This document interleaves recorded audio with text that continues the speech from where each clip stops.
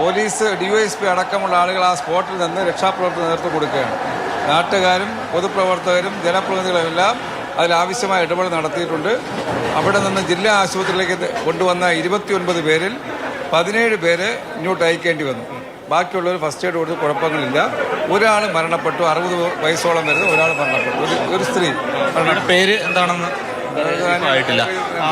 ഈ എന്തൊക്കെ ഒരുക്കങ്ങൾ ഇപ്പോൾ നമ്മൾ മെഡിക്കൽ കോളേജിൽ ഉടൻ തന്നെ വിളിച്ച് എമർജൻസി ആയിട്ട് അറിയിപ്പ് കൊടുത്തു. ജില്ലാ ആശുപത്രിയിൽ അറിയിപ്പ് കൊടുത്തു. അവർ അലർട്ടായിരുന്നു.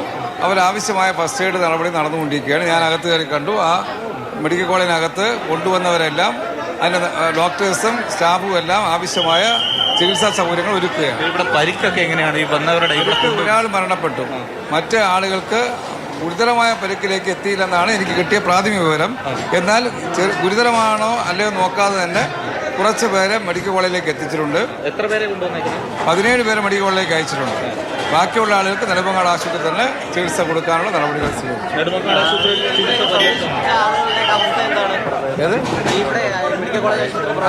അകത്ത് ഡോക്ടേഴ്സ് എന്നോട് പറഞ്ഞത് ഗുരുതരമായ അവസ്ഥയല്ല, നമുക്ക് നിയന്ത്രിക്കാൻ കഴിയുന്ന തരത്തിലുള്ള ചികിത്സ കൊടുക്കുകയാണ്. ഗുരുതരമായ ഒരു അവസ്ഥയിലേക്ക് ഇവിടെ വന്ന രോഗികൾ അങ്ങനെ ഉണ്ടായിട്ടില്ലെന്നാണ് പറഞ്ഞത്. പ്രാഥമികമായി ടൂർ പോകുന്ന കൊടൈക്കനാലിലേക്ക് ടൂർ പോകുന്ന കാട്ടാക്കട പരിസരത്തുള്ള കുടുംബാംഗങ്ങളാണ്. അതിൽ കൂടുതലും കുട്ടികളായിരുന്നു.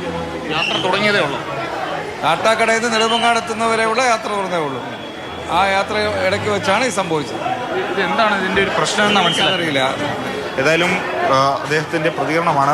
ഈ ആശുപത്രികളിൽ, പ്രത്യേകിച്ചും നെടുമങ്ങാട് ആശുപത്രിയിലും അതോടൊപ്പം തന്നെ മെഡിക്കൽ കോളേജിലും എല്ലാം തന്നെ വേണ്ടുന്ന സജ്ജീകരണങ്ങളൊക്കെ തന്നെ ഒരുക്കിയിട്ടുണ്ട് എന്നുള്ളതാണ് മന്ത്രി പറയുന്നത്. ഈ കാട്ടാക്കടയിൽ നിന്നും അവർ കൊടൈക്കനാലിലേക്ക് കുടുംബസമേതം ടൂർ പോകുന്നതിനിടയിലാണ് ഈ ദാരുണമായ അപകടമുണ്ടായത്. ഈ അപകടം കാട്ടാക്കടയും നെടുമങ്ങാടും തമ്മിൽ വലിയ ദൂരം ഒന്നും തന്നെ ഇല്ല. യാത്ര തുടങ്ങിയപ്പോൾ തന്നെ ഇത്തരം ഒരു അപകടത്തിലേക്ക് എത്തിയെന്നുള്ളതാണ് ഏറെ ദൗർഭാഗ്യകരമായ കാര്യം. ഇപ്പോൾ ഏതാണ്ട് 17ഓളം പേരെ മെഡിക്കൽ കോളേജിലേക്ക് മാറ്റിയിട്ടുണ്ട്. മറ്റ് കുറച്ച് പേർക്ക് നെടുമങ്ങാട് ആശുപത്രിയിൽ വെച്ച് തന്നെ അവർക്ക് പ്രാഥമികമായ ശുശ്രൂഷകൾ നൽകി കുറച്ച് ഗുരുതരമായി പരിക്കേറ്റവരെയാണ് ഇങ്ങോട്ടേക്ക് കൊണ്ടുവന്നിരിക്കുന്നത്. ഏറ്റവും വിഷമിപ്പിക്കുന്ന ഏറ്റവും പ്രധാനപ്പെട്ട കാര്യം ഇപ്പോൾ മന്ത്രി തന്നെ സൂചിപ്പിച്ചത് എന്ന് പറയുന്നത് കൂടുതൽ കുട്ടികൾ ആ കൂട്ടത്തിൽ ഉണ്ടായിരുന്നു എന്നുള്ളതാണ്.